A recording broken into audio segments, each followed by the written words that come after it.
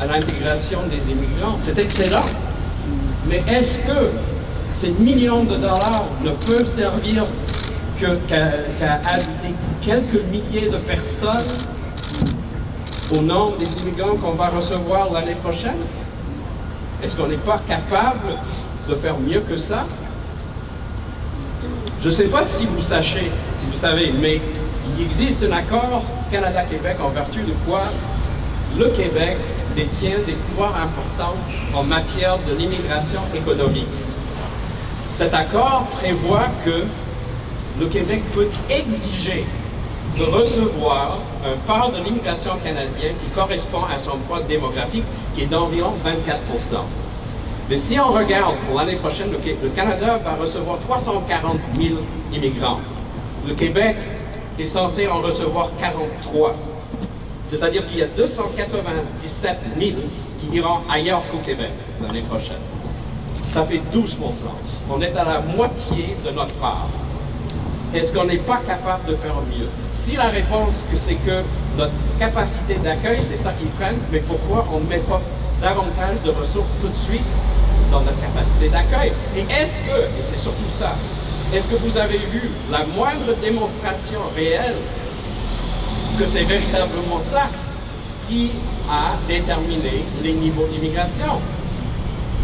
Nous n'avons pas vu d'études, surtout au niveau des candidats du PEC, parce que c'est ça dont on parle. Si on dit la vérité aujourd'hui, je vais vous dire quelque chose qui n'a pas été dit dans les médias, à ce que je sache. Ce gouvernement, l'été dernier au mois d'août, a changé les règles du PEC, mais de manière à permettre davantage de personnes à déposer leur candidature. Les conjoints des demandeurs principaux de permis d'études ou de permis de travail, pour la première fois, étaient capables de postuler dans le PEC. Les gens qui avaient de l'expérience de travail dans les professions de niveau C et D, les peu qualifiés, étaient admissibles au PEC pour la première fois. Et qu'est-ce qui est arrivé? Mais ce qui est arrivé, c'est exactement ce qu'on aurait pensé. Beaucoup plus de gens ont soumis des demandes. Et nous avons les chiffres. Pour les premiers 5 mois de 2019, le Québec émettait 1400 CSQ par mois. 7000 sur 5 mois. Si on fait les maths, là, vous êtes tous instruits, vous pouvez les faire comme moi, on serait arrivé à un chiffre qui est supérieur au seuil qu'avait fixé le gouvernement pour l'année. Donc c'est pour ça qu'ils ont été obligés de ramener les niveaux plus bas. Et qu'au mois de juillet, ils ont suspendu la possibilité pour les étudiants de faire des demandes. Et que là, ils essayent, par un moyen que je peux contourner, d'encore réduire le nombre de personnes. Et tout ça, à mon avis, afin de pouvoir par la suite passer des gens dans l'ARIMA, qui est l'autre système pour les travailleurs qualifiés, parce que le gouvernement a investi des millions de dollars dans ce système-là, et il faut bien pouvoir être capable de dire qu'on s'en sert quand même. Ce problème est artificiel.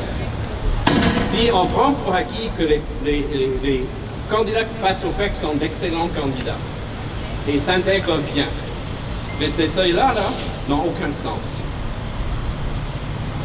C'est vrai que la CAQ a fait une promesse électorale de réduire à 40 000 le nombre de migrants. Mais pour les années qui allaient suivre, à ma connaissance, ils n'ont pas fait de promesse. Il n'y a rien, on ne peut pas dire qu'ils ont brisé un engagement électoral si maintenant ils augmentent les seuils. Et je pense que si la CAQ veut maintenant réduire l'accès au PEC, il faut que nos exigences qui nous amènent des preuves comme quoi il s'agit d'un geste qui est positif pour la société québécoise.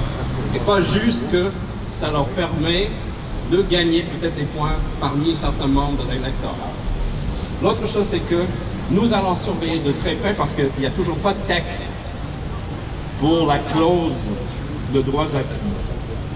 Je peux vous dire, dans un temps qui m'apparaît révolu au Canada et au Québec, nous avions une notion de meilleur des deux mondes, jusqu'à vers 2000. Toujours quand il y avait un changement, jamais on voulait imposer, dans un sens négatif, des changements. Tout le monde avait droit au meilleur des deux mondes. Je pense qu'il est temps que, comme principe, nous retournons à quelque chose qui ressemble à ça. Que si un gouvernement veut nuire là, nous amène des preuves concrètes de la nécessité et qui démontrent une considération des êtres humains qui sont touchés par les gestes. Sur cela, là, au niveau juridique, l'Acadie va surveiller de très près le texte qui va sortir éventuellement et nous allons continuer à militer pour s'assurer que les personnes immigrantes aient un traitement équitable et humain.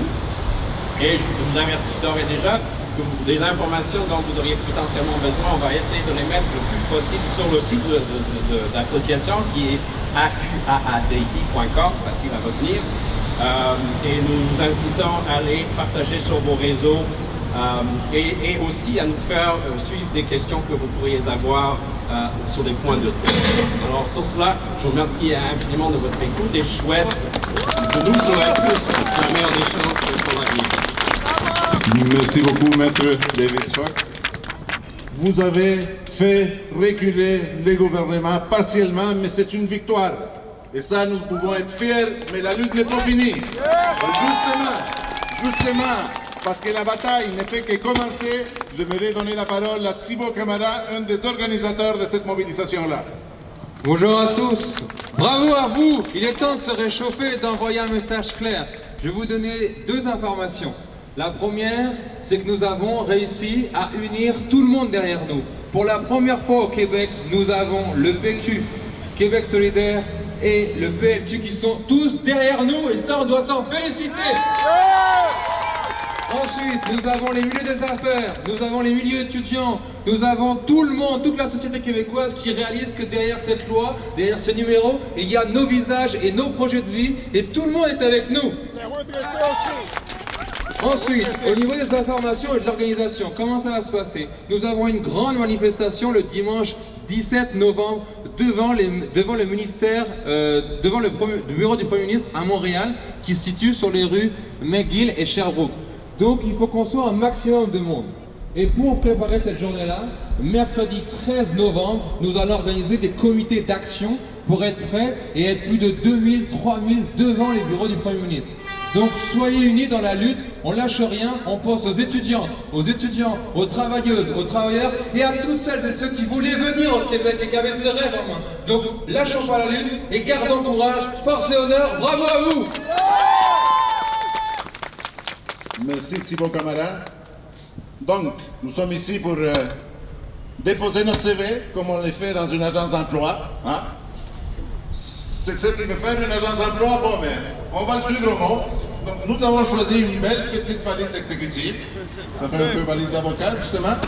Donc, je vous demande de vous approcher, si tu peux l'ouvrir, et de venir déposer au fur et à mesure votre CV. C'est comme si vous aviez l'emploi rêvé ici, puis là vous déposez ça avec beaucoup d'espoir. On va faire en sorte, on va demander au ministre Jolin Barrette, au robot Jolin Barrette, de l'étudier attentivement et d'enlever ces lunettes de gestionnaire qui ne considèrent que les diplômes, mais considèrent qui vous êtes, vos expériences, votre trajectoire. Venez le déposer s'il vous plaît.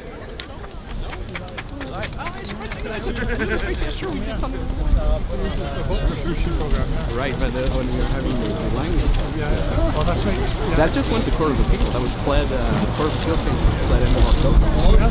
Yeah, we were going to win. Yeah. Ah, okay. We're not going to make a big deal until we have the decision.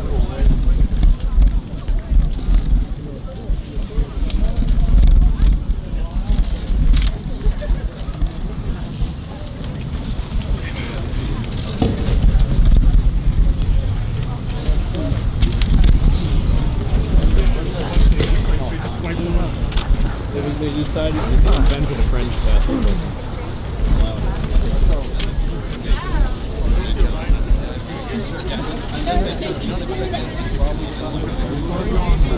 Voilà, est-ce qu'il manque encore des gens? Il y a encore de la dans la valise? C'est bon, merci beaucoup. Donc, on va faire en sorte que on va envoyer une petite délégation. On va profiter de mon titre, député de Laurier-Dorion, pour aller déposer ça. Ah, il manque un CV ici. Est-ce que tout le monde a déposé son CV? Ah, s'il vous plaît, s'il vous plaît. Prenez-les. On va faire une petite délégation. Léa, tu peux venir avec moi? Donc, tu veux toi? Comme tu veux. Donc, c'est bon? Parfait. On ferme la valise. Ah, une photo. Bon, ok.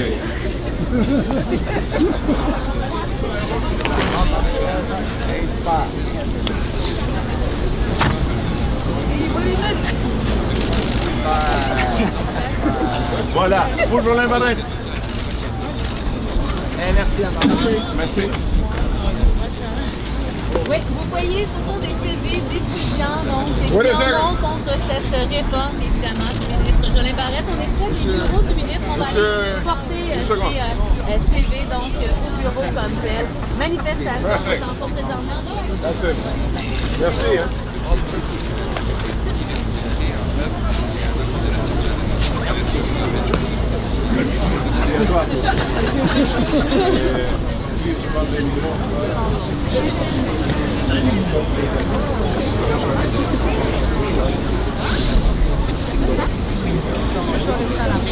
呀啊，再扫一遍。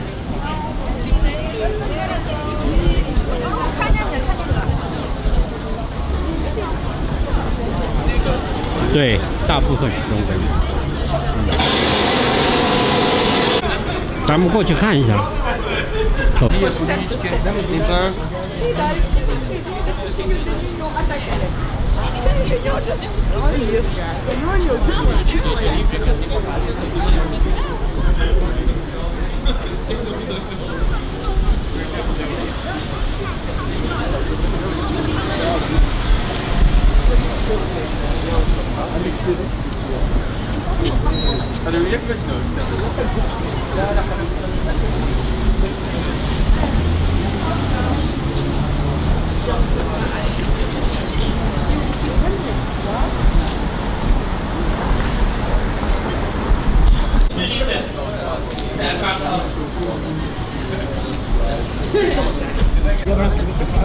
对对。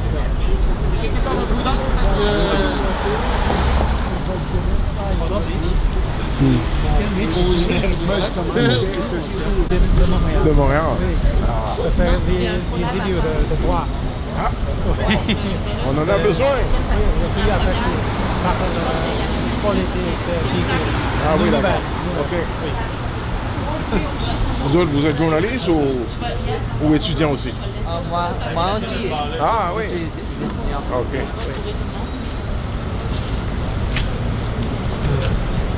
J'espère que la politique change. Ça va changer. Oui. Ouais. Il faut faire pression, il faut pas le lâcher.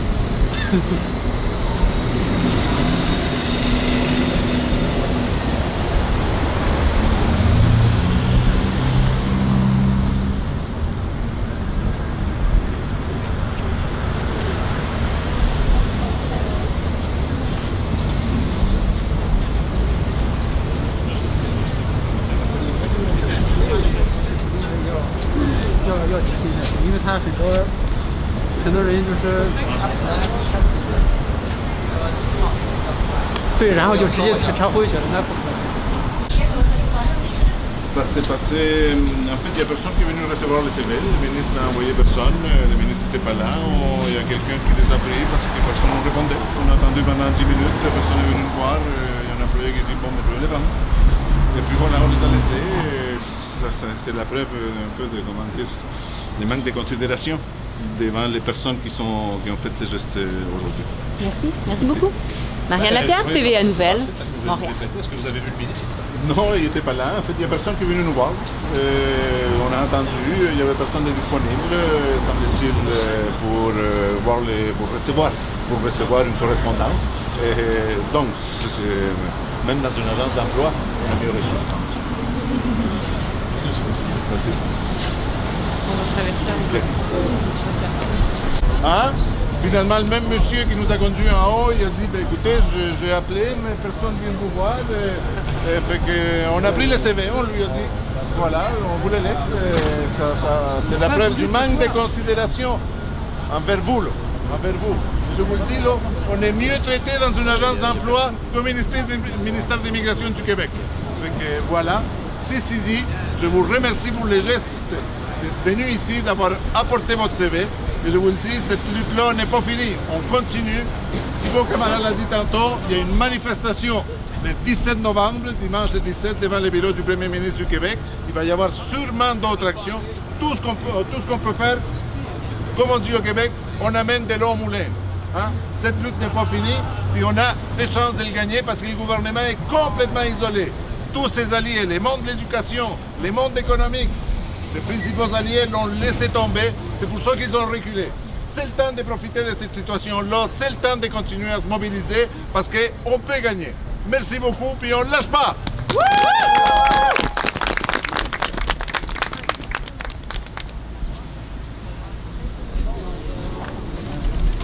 Yes, because the government, because the immigration bureau says it will help the market. It will help the market. However, the list is not. It's just several pages. I don't think it will improve the market. It will improve. It will help the economy. Like the minister on the stage said, the market is dynamic. We all have a job, like we can all contribute to the market. It's not like some sophisticated job will help the market. It doesn't work like that. So if the rules stay as they are proposed by the government, you will have to leave Canada. Is that it? Because according to the immigration policy, if I go to the immigration nomination program, I will not have any points for the degree, because if you study in a specific place, you have the points for degree for the nomination. However, I studied in Quebec. If I go to another province, my score is not enough. So if you could say one thing to Monsieur Legault, Monsieur Jolin Barrette today, what would be your message to these people looking at the camera? My message is, please hold 1 second. I want to think about it. Sure. We're doing some editing, so take your time. Yes, so we want to say that the policy is unfair. It's unfair. Yes, not only so you can just start again with that. Not only the specific job in the job list, you can help the market. We can also help the market. We graduate and we have a job. Thank you. Thank you very much. Thank you.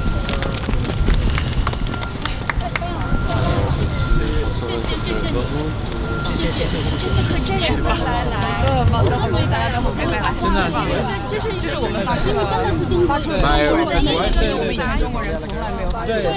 所以我觉得这次真的太棒了，大家真的好棒，真的太棒了，谢谢，我们向全世界发出了中国的信息。谢谢，以美为荣，以大伙为荣。用法语说的，太棒了。因为我之前听的是法语说的挺不错的。他今天气势比上次好多。回去准备一下，都是有用的。那些有希望的看到希望。还在这继续吗？没了，走吧。来，大家那个赶紧回去吧。时间了。啊，太冷了，不要多坏。加油！走。没事，回去吧，赶紧回去吧。你再来给大家说几句吧。我们中国人第一次就是说这么团结聚集起来，向全世界发出了我们的中国的声音。我觉得很为大家骄傲。接下来我们就是要安排游行的细节，11月17号，大家要准备干了。政府没有改变政策之前，没有官方文件出来之前，大家一定要抗争到底。为什么现在有人在说，就是说我们只要现在因为他那个祖父条例出来了，救人救册就满足了，其实不是这样子的。现在的让步呢，只是口头上的，所以大家不要相信他现在的松口。还有大家一定要团结，为什么呢？因为好不容易争取到就政策的松动，如果说我们现在把一些新人就是说分裂开来的话，那么你们那些旧人还能够享受到救人救册吗？简直就是荒谬。